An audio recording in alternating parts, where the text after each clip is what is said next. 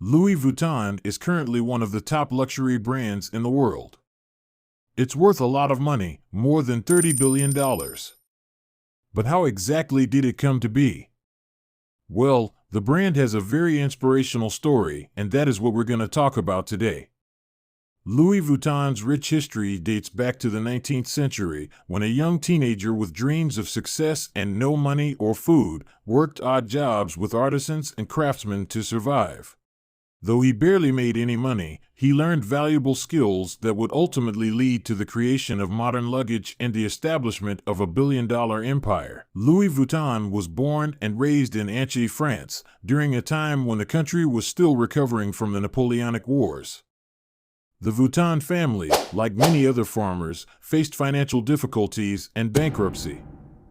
As a young child, Louis was forced to work on the family farm, planting and harvesting crops, raising animals, and gathering firewood. When Louis turned 10, his mother passed away, and his father soon remarried. Unfortunately, Louis's stepmother was cruel and made his life miserable. Eventually, Louis decided he had enough and left home to pursue a better life.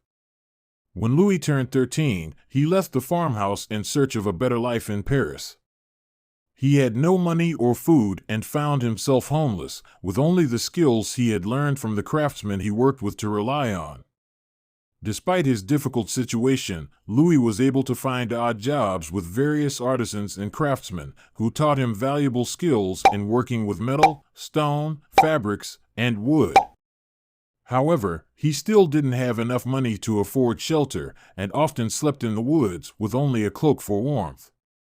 During this time, the railway industry in Paris began to boom, and craftsmen saw an opportunity to make custom boxes for aristocrats who were traveling with expensive items such as paintings, instruments, and furniture. These boxes needed to be both durable and functional to withstand long trips. Craftsmen were also hired to pack their belongings in a certain way to protect them from breaking during the journey. Drawing on the skills he had learned from the craftsmen, Louis decided to seek work in the industry. He was fortunate enough to find an apprenticeship with a craftsman named Monsieur Marichal. While Louis didn't earn much, his determination to learn and his willingness to work hard paid off in more ways than one. He gained valuable experience and knowledge that would eventually lead to his pioneering modern luggage and the creation of the Louis Vuitton brand. Louis Vuitton quickly became a favorite among Monsieur Marichal's clients due to his exceptional skills and workmanship. His reputation as a talented boxmaker grew, and he was eventually appointed as the personal boxmaker for the Empress of France. This role further enhanced his skills and reputation, leading to an increase in demand for his services. After working for the Empress for a year, Louis decided to open his first shop. He quickly established himself as an innovative designer and began coming up with ideas for new products that would change the industry standard. One of Louis's most significant contributions was the invention of the modern luggage, which marked a significant departure from the traditional leather rectangular-shaped boxes. To tackle the issues of traditional luggage, Louis experimented with various materials and eventually settled on canvas. This decision was a game-changer, as canvas proved to be lighter, more durable, and more water-resistant than leather. Additionally, Louis designed a flat-lid trunk that could be stacked and loaded more efficiently than its dome-shaped predecessor. Louis's new slat trunk became an instant hit, with customers appreciating its elegance and practicality. Despite initial skepticism, it took off within 2 years and became known as an essential accessory. Louis then turned his attention to handbags, which were not yet embraced by society at the time. Many people complained that they were inelegant and bulky and could cause injuries to women. Nevertheless, Louis believed in their potential and began making them with canvas. The handbags quickly became popular and created a demand for more styles to pair with different outfits. Louis's innovative ideas and designs continued to revolutionize the luggage and fashion industries. He created a company that would eventually become the world's most valuable luxury brand, valued at over $30 billion. His story is a testament to the power of hard work, determination, and innovative thinking. But the story is not over yet. Enjoying the video so far? If you are, please consider giving us a like and subscribe for more inspiring stories like this. As Louis Vuitton's business expanded, he sought the aid of his son, Georges Vuitton, who was also imaginative and inventive. Georges created a groundbreaking invention of a tumbler lock that not only improved the security of trunks but also increased their popularity. Previously, trunks had easily picked locks, but Georges' invention changed the norm of the industry. However, the Vuitton's business was suddenly disrupted by the outbreak of a war, which resulted in the destruction of everything they had built, leaving Louis homeless for the second time. During the time when Louis Vuitton's business was very successful, the Franco-Prussian War happened. Louis and his family had to leave their home and workshop in Asnières, which is outside Paris, and go to the city. They lived in a crowded shelter with many other refugees. There was not enough food, and the Vuittons almost died of starvation. After the war ended, Louis went back home and found his workshop destroyed and his materials stolen, which made him very sad. Louis used the rest of his savings to rebuild his workshop and find a new location to sell his products. Luckily, because of the war, property prices were lower, and Louis was able to buy a shop in a nice part of town. His business became successful again within a few months, and he received orders from all over the world. At that point, Louis felt the need to come up with new and more daring ideas. At that time, technology had advanced to the point where patterns could be printed on fabric. As canvas is a type of fabric, Louis used this technology to create a new design of striped trunks.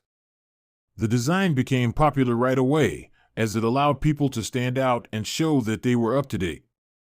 It also made it harder for others to copy his work.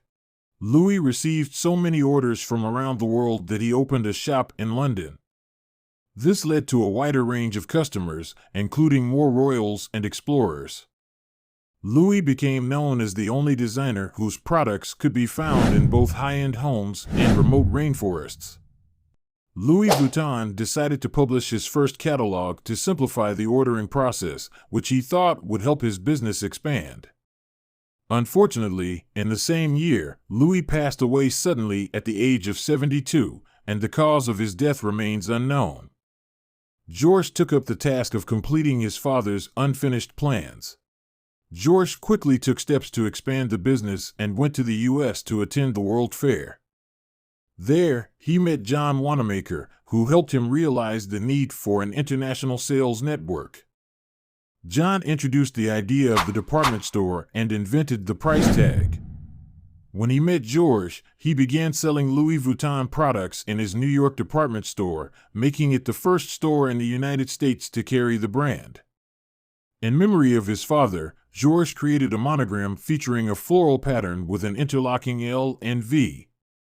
This was a departure from the practice of only adding one's name or initials to bags. Customers were initially surprised to see the monogram on products, but over time, it gained popularity. Georges and his son Gaston continued to innovate and create new designs, following in Louis' footsteps. Among their notable creations were the Keep All, a bag for everyday use, the No, a bag for carrying wine and champagne, and a redesign of the Alma, a bag originally commissioned by Coco Chanel.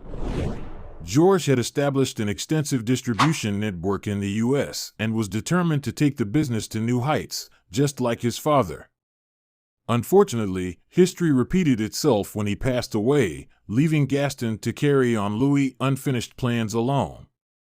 Gaston's tenure started on an unlucky note as the outbreak of the Second World War led to the cancellation of contracts, forcing him to close LV's factory and stores. To survive the challenging times, Gaston allegedly collaborated with the ruling party for Germany, according to the author of the book Louis Vuitton, a French saga. The author claims that Gaston authorized the production of commemorative busts and set up a shop in Vichy. The author also alleges that LV was the only shop permitted to remain open while others like Van Cleef and Arpels were closed. After the war ended, Gaston charged his sons, Henry, Jacques, and Claude, with the responsibility of rebuilding the business. With their father's direction, they ensured that new models of luggage were manufactured every year. However, after Gaston's death, business slowed down.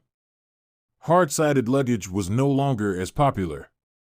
The brothers were split on how to manage the company, so they requested Henry Rackemeyer, their sister's husband, to take control. At that point, Henry had established and sold a steel trading business for a substantial profit. He had a keen business sense and shifted LV from wholesale to retail, breaking into the Asian market. Within 6 years, LV's sales soared from $20 million to more than $260 million.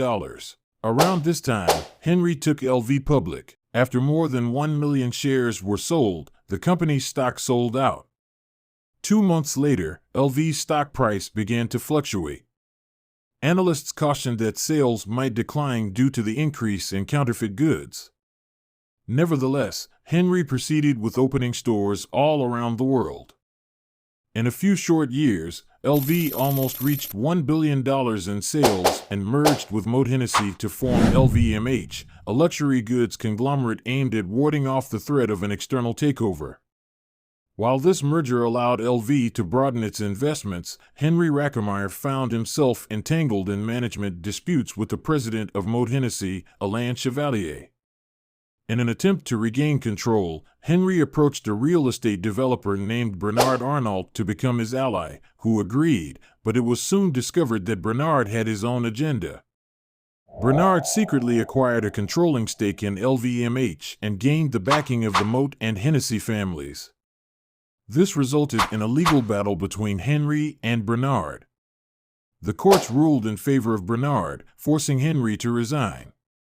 LV then struggled to keep up with other luxury brands and was considered a smaller business, causing sales to decline. Journalists refrained from praising the brand until Yves Carcel, under the inspiration of Louis Vuitton, took over the leadership and proposed a new and daring idea.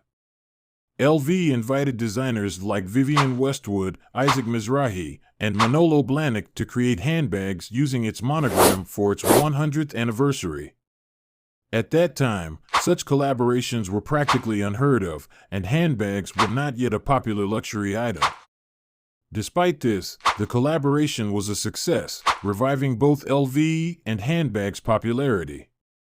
The following year, LV appointed Marc Jacobs as its creative director. Marc revived the brand by launching its first ready-to-wear line, designing its well-received Vernis collection, and collaborating with notable artists, starting with Steven Sprouse and Takashi Murakami. LV has since expanded into watches, jewelry, and sunglasses and continues to create iconic bags. The company still produces everything in-house, with craftsmen undergoing a 2-year training program and some items requiring up to 300 stages to assemble. Today, LV ranks as the #1 luxury brand in the world, and its valuation has topped $30 billion. The inspiring story of a homeless teenager who pioneered modern luggage and built a billion-dollar empire is a testament to the power of determination, hard work, and vision. Today, Louis Vuitton is not just a brand, it's a symbol of luxury, quality, and excellence. From humble beginnings to the top of the world, this iconic brand reminds us that anything is possible if you believe in yourself and your dreams. So let the story of LV inspire you to reach for the stars and make your dreams a reality. Thank you so much for watching. Give us a thumbs up if you enjoyed. For more inspiring stories like this, don't forget to subscribe to our channel. We'll see you at the next one.